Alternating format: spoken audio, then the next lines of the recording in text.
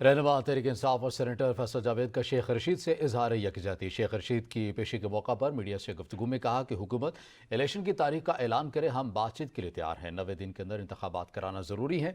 सियासी इंतकाम के लिए इमरान खान समेत हम पर पर्चे हो रहे हैं। पर्चे काटने से न डॉलर नीचे आएगा, न मीशत का किबला दुरुस्त होगा।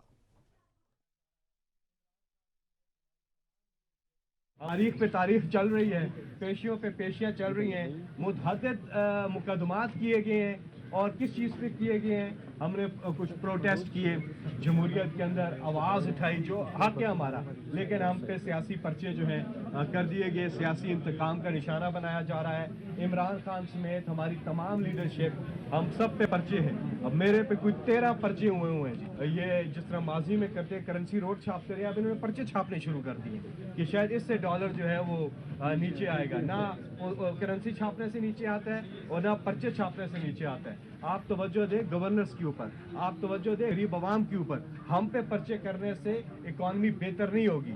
और ये सियासी इंतकाम का जो निशाना बनाया जा रहा है और जिस तरह इंसानी हकूक की पामालियाँ हो रही हैं, इसकी मिसाल पाकिस्तान की तारीख में नहीं मिलती।